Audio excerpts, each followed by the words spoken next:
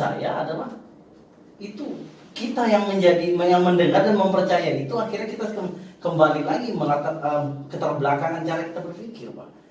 Bismillahirrahmanirrahim. Assalamualaikum warahmatullahi wabarakatuh. Selamat datang di podcast Al-Azhar Samarinda. Hari ini kita akan sedikit membahas tentang proses dan kejadian yang baru-baru ini terjadi, yang sekarang juga mungkin begitu kontroversi, mungkin juga begitu menyita perhatian dan pemikiran oleh masyarakat Indonesia khususnya. Terus, kenapa kami ingin membahas ini? Nah, karena memang perlu ada pandangan-pandangan tersendiri. Hari ini sudah hadir salah satu pemateri saya yang sangat luar biasa, yaitu Bapak Safi. Assalamualaikum Pak Safi. Waalaikumsalam warahmatullahi wabarakatuh, Pak Sarif. Alhamdulillah. Apa kesibukan kita hari ini, Pak Safi? Alhamdulillah, kegiatan mengajar seperti biasa, kemudian mengisi kajian-kajian seperti yang sudah diagendakan dan sebagainya, insyaallah. Alhamdulillah. Semoga kegiatan-kegiatan itu lancar, Pak ya. Amin, insyaallah. Amin ya Allah. Subhanallah. Jadi saya sengaja menghadirkan Pak Syafi ini. Kenapa? Karena beliau ini kemarin waktu beberapa kali podcast sebelumnya kita menghadirkan itu tentang ekstrakurikuler, badan ekstrakurikuler. Hari ini adalah di Yayasan Al-Amanah Al-Azhar Samarinda itu memiliki yang namanya badan keagamaan. Nah, badan keagamaan ini adalah bagaimana proses pendidikan dari TK, SD, kemudian SMP itu menjadi satu kesatuan. Bagaimana memiliki kesinambungan. Nah, beliau ini adalah koordinatornya sekaligus ketuanya. Bagaimana kesibukan kita hari ini tentang badan dakwah, badan keagamaan? Aman aja, Pak? Insyaallah luar biasa sekali. Memang amanah-amanah yang diemban tentunya ini adalah untuk umat, apalagi kita juga bergerak dalam bidang pendidikan yang tentunya kita inginkan generasi yang beradab, berakhlak. Tentunya ini menjadi tanggung jawab kita bersama, menjadi amanah yang memang harus kita pikirkan, dan alhamdulillah luar biasa menjadi sebuah badan yang menaungi beberapa unit itu luar biasa. Tujuannya satu, untuk agar komunikasi sama-sama berjalan dari TK, SD maupun SMP, Pak. Insyaallah ini amanah yang luar biasa. Pasti banyak kegiatan, namun ini adalah sesuatu yang harus memang menjadi amanah dan tanggung jawab kita. Memang luar biasa badan keagamaan ini ya, begitu sibuk memikirkan adab, karakter dan lain-lain. Nah, Pak Sabi, sebenarnya saya mengundang Bapak ini bukan berbicara hanya tentang badan saja, tapi memang seperti yang saya sampaikan di awal tadi adalah berbicara tentang keadaan kontroversi hari ini. Banyak sudah orang-orang kecewa, contohnya orang-orang yang mungkin berpikir lebih positif itu merasa kecewa dengan ada orang-orang yang masih percaya terhadap sebuah ramalan. Nah, yang baru-baru ini terjadi sampai itu beberapa video itu membicarakan tentang ramalan sampai di share seakan-akan ramalan itu adalah sesuatu yang nyata gitu kan. Saya tanya Pak, pandangan dan ingin Bapak karena tim keagamaan, saya ingin memandang mungkin perspektifnya adalah agama. Menurut Bapak, ramalan yang keluar dari mulut manusia itu termasuk hukumnya bagaimana, Pak? Baik, assalamualaikum warahmatullahi wabarakatuh. Waalaikumsalam. Apa kabar dengan Pak Syarif ini, sahabat yang luar biasa, partner di sekolah maupun di luar sekolah. Beliau termasuk orang-orang pejuang. Untuk sebagai informasi kepada teman-teman para pendengar. Dan alhamdulillah pada hari ini insyaallah ada memang beberapa kejadian yang seperti memang banyak sekali prediksi-prediksi bahkan atau musibah-musibah yang sudah sedang terjadi di Indonesia terkhususnya. Sebelumnya Bapak Ibu yang dimuliakan Allah Subhanahu wa taala, innal hamdalillah nahmadu wa nasta'inu wa nastaghfiruh wa na'udzu billahi min syururi anfusina wa min sayyiati a'malina may yahdihillahu fala mudilla lahu wa may yudlil fala hadiya lahu. Segala puji bagi Allah Subhanahu wa taala. Pertama-tama memang kita harus mengembalikan semua pujian kepada Allah Subhanahu wa taala. Yang kedua adalah senantiasa kita sering-sering istiqomah untuk meminta ampun kepada Allah. Takutkan memang kita selaku manusia memang tempatnya salah dan lupa. Tentunya ini harus terus kita introspeksi diri setiap waktunya. Yang kedua, sholawat serta salam mudah-mudahan selalu tercurah kepada junjungan Nabi kita, yaitu Nabi Muhammad SAW.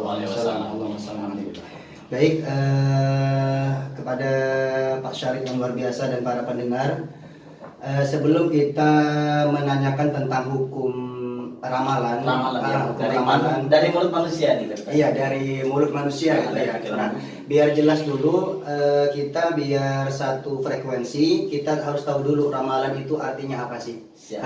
Nah, makanya ketika ada informasi tentang sesuatu yang memang kita belum pahami, kita memang dianjurkan untuk tabayun atau mencari tahu dulu. Minimal dengan ini kita tahu apa sih arti dari suatu kata maksudnya.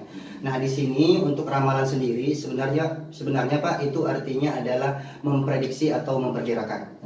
Nah, artinya memprediksikan suatu kejadian atau memperkirakan suatu kejadian yang akan terjadi pada masa yang akan datang. Nah, karena kita sudah tahu tentang artinya tadi ramalan, mungkin kita sudah akan dapat gambaran ya. Oh, ini gimana hukumnya, mungkin sudah teman-teman para pendengar sudah bisa menerawang apa sih boleh atau tidak. Nah, karena kita sudah tahu artinya, ramalan tadi artinya memperkirakan atau memprediksikan kejadian yang akan datang, tentunya nanti akan ada beberapa hukum. Nah, yang pertama ada beberapa jenis. Secara umum itu ada dua Pak.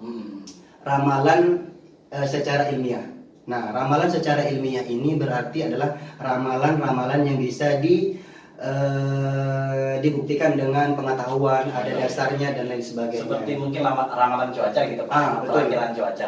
Perkiraan cuaca kan di sini ada BMKG, ya kan, itu namanya sebenarnya kan ramalan cuaca atau BMKG memperkirakan atau memprediksikan cuaca yang akan terjadi. Nah, sebenarnya kan itu bukan pengetahuan yang belum pasti terjadi. Namun kita sudah memiliki, karena ada tanda-tanda yang memang sudah ada acuannya dari BMKG, misalnya cuaca mendung dan sebagainya, itu artinya akan turun hujan. Walaupun kadang walaupun mendung itu tidak akan turun hujan. Tapi karena kembali kepada Allah sebenarnya.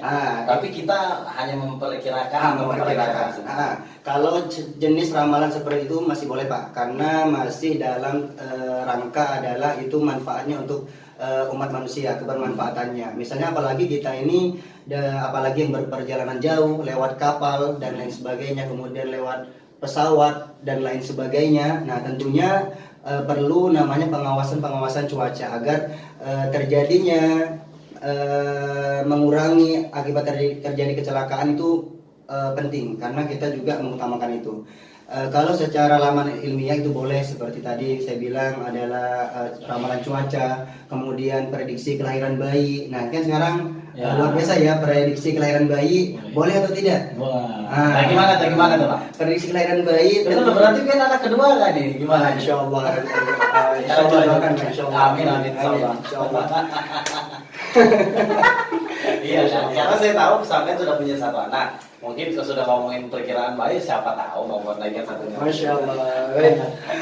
Baik Bapak Ibu sekalian, luar biasa tadi ramalan secara ilmiah seperti prediksi kelahiran bayi. Itu boleh.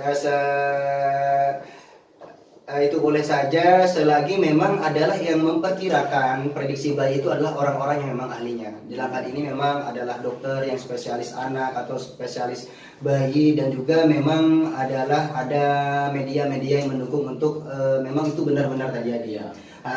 Seperti saya pribadi memang Pak, istri alhamdulillah juga semasa mengandung memang selalu memeriksakan diri. Intinya itu ikhtiar agar anak kita kondisi kita bisa mengecek apa yang kurang atau gizinya kurang ataupun apa yang kelebihan, sehingga nanti ketika proses melahirkan itu takutnya terjadi memang hal-hal tidak diinginkan. Kalau kita bisa mengetahuinya kepada tim yang memang sudah recommended apa juga memang ahlinya, tidak jadi masalah. Karena kan ini untuk membuat kita bisa lebih waspada lagi, misalnya kurang gizinya bisa kita up lagi gizi dari apa yang harus dimakan dan sebagainya. Itu ramalan tahap pertama. Ramalan secara ilmiah. Baik, yang kedua adalah ini Bapak Ibu, ramalan tanpa dasar, atau sekarang ini adalah ramalan yang datangnya dari jin atau yang kita bilang makhluk-makhluk gaib dan lain sebagainya Pak. Nah, kenapa yang ramalan yang tanpa dasar ini atau yang sering kalau kita lebih cari tahu lagi itu biasanya akan hubungannya dengan jin, pengetahuan seperti itu. Kenapa? Karena dalam Al-Quran sendiri surah An-Naml ayat 65 Allah berfirman, "Qul la ya'lamu man fis samawati wal ardil ghaiba illallah." Sesungguhnya tidak ada sesuatu pun yang ada di langit dan yang di bumi mengetahui perkara yang gaib kecuali Allah Subhanahu wa taala. Nah, sebenarnya Pak dari ini karena kan kalau hal-hal seperti ini sudah tidak, kita selaku manusia biasa itu tidak bisa mengetahui perkara yang gaib. Nah, apalagi ditambah nanti para mustamiin atau pendengar bisa juga dicek di surah Al-Jin itu di ayat 8 sampai 10.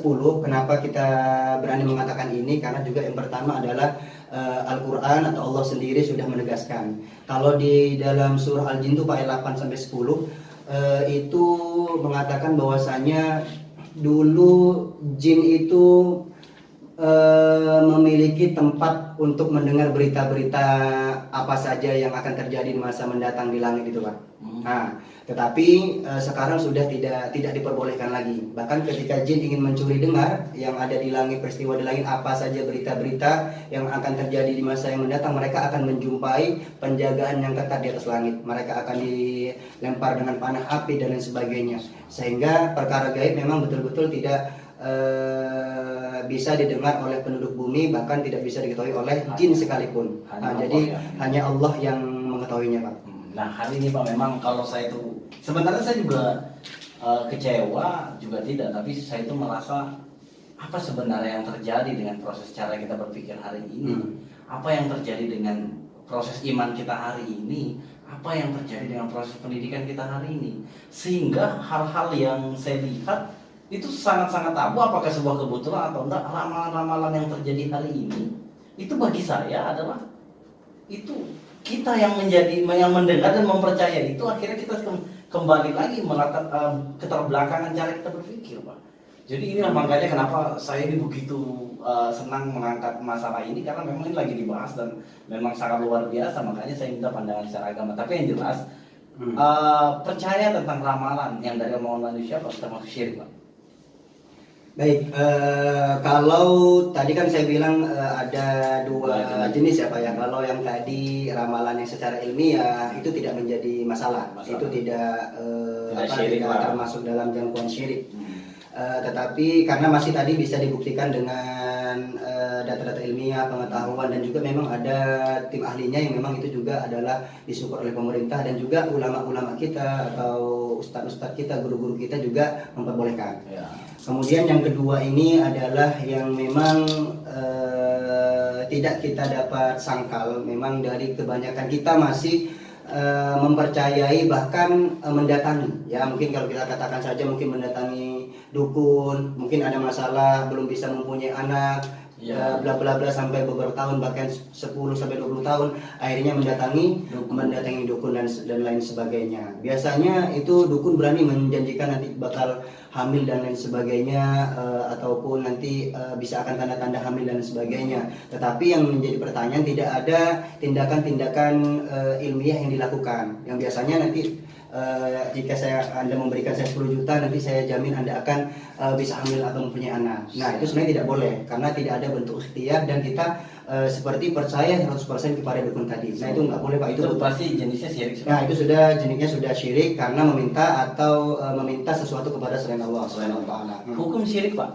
dalam agama itu siksaannya apa atau gimana tentang? Nah syirik ini Pak, ini termasuk dosa apa gitu, diamal dosa besar banget atau gimana?